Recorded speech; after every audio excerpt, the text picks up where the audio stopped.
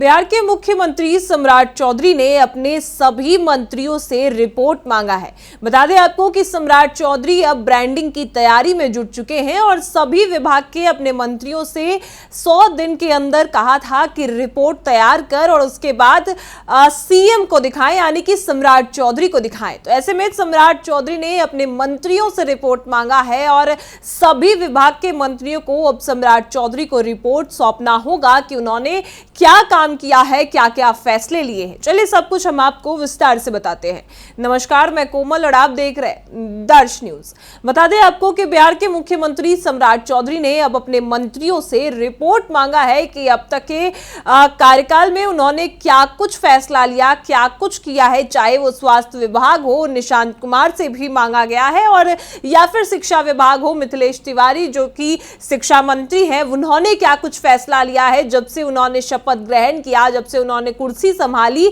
तो सभी विभाग के मंत्रियों ने अभी तक क्या क्या फैसले लिए, क्या काम किया है, इन सभी चीजों को लेकर सम्राट चौधरी ने अब अपने मंत्रियों से रिपोर्ट मांगा है। बता दें आपको कि मुख्यमंत्री सम्राट चौधरी के नेतृत्व वाली बिहार सरकार ने 100 दिन यानी कि 24 जुलाई को पूरे होने वाले हैं और 100 दिन में भाजपा कोटे के मंत्रियों द्वारा जनहित में कौन कौन से महत्वपूर्ण फैसला लिया गया है, कौन सी नई योजनाएं संचालित की गई है और योजनाओं के कार्यनिवास में कितनी प्रभावी प्रगति हुई है, इन सब पर भाजपा नेतृत्व ने अपने सभी मंत्रियों से विभाग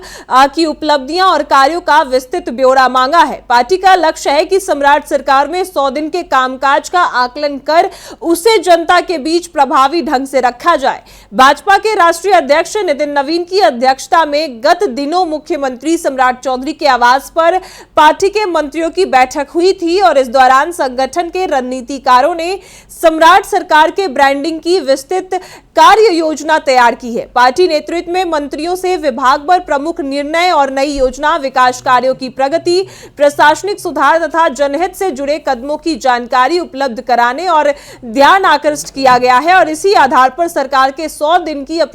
जो भी उपलब्धियां हैं उसका संकलन तैयार किया जाएगा। और पार्टी का उद्देश्य ये दिखाना है कि नई सरकार ने कम समय शासन और विकास के मोर्चे पर क्या क्या पहल की। भाजपा संगठन की ओर से जुटाई जा रही जानकारी का उपयोग आगामी जनसंपर्क कार्यक्रम, मीडिया संवाद और विभिन्न राजनीतिक अभियानों में किया जाएगा। पार्टी नेताओं का मानना है कि सरकार के शुरुआती कार्यकाल में लिए गए फैसले और शुरू की गई योजनाओं को जनता तक पहुंचाना आवश्यक है ताकि जो है शासन की प्राथमिकता और उपलब्धियों की स्पष्ट तस्वीर जनता के बीच सामने आ सके और ये जनता को ये पता चल सके कि अभी तक सम्राट सरकार में जितने विभाग मंत्रियों को दिए गए हैं उन सारे विभाग में क्या काम हुआ है और क्या कुछ फैसला लिया गया है, कोई नई योजना तैयार की गई है तो वो सामने रखेंगे। तो इससे लोगों को काफी ज्यादा राहत मिलेगी। जो नई योजना के बारे में नहीं जानते होंगे उन सभी को भी योजना के बारे में पता चलेगा और इसी वजह से सम्राट चौधरी ने यह फैसला पहले ही लिया था कि अब जो भी उनके मंत्री होंगे